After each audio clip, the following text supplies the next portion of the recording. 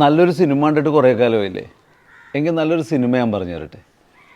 ഈ അടുത്തിറങ്ങിയതിൽ ഏറ്റവും നല്ല സിനിമയെന്ന് വിശേഷിപ്പിക്കാവുന്ന ഒരു സിനിമ, കുടുംബസമേതം നമുക്ക് പോയി കാണാവുന്ന ഒരു സിനിമ, അതുകൂടാതെ ബോറടിപ്പിക്കാത്ത, എൻജോയ് ചെയ്യാവുന്ന, നല്ലൊരു എൻ്റർടൈൻമെൻറ്റായിട്ട് നമുക്ക് കൊണ്ടുനടക്കാവുന്ന ഒരു സിനിമ.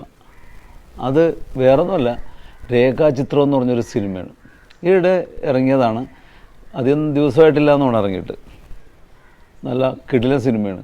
AI സാങ്കേതിക വിദ്യ ഉപയോഗിച്ചുകൊണ്ട് ചെയ്തൊരു സിനിമയാണ്. അതിൽ കുറേ കാര്യങ്ങളൊക്കെ AI സാങ്കേതിക വിദ്യ ഉപയോഗിച്ചിട്ടുണ്ട്. കൂടാതെ നമ്മുടെ മരിച്ചുപോയ ഒന്ന് രണ്ട് കലാകാരന്മാരെയും നടന്മാരെയൊക്കെ നമുക്കതിൽ കാണാൻ പറ്റും. അങ്ങനത്തെ ഒരു സിനിമയാണ്. പിന്നെ അതിലെ കഥാപാത്രങ്ങളൊക്കെ കാസ്റ്റ് ചെയ്തേക്കണ ആളാണ്, സമ്മതിക്കണം കേട്ടോ. നല്ല കാസ്റ്റിങ്ങാണ്.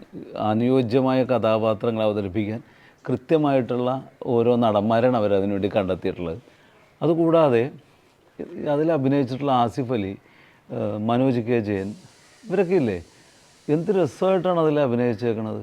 അഭിനയിക്കണമെന്ന് നമുക്ക് എന്തായാലും തോന്നില്ല.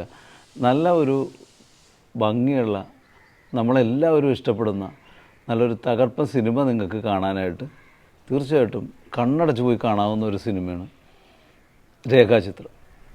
അപ്പം മടിക്കണ്ട, ഇന്ന് തന്നെ പോയി കണ്ടോ, നമുക്ക് നഷ്ടം ഉണ്ടാവില്ല.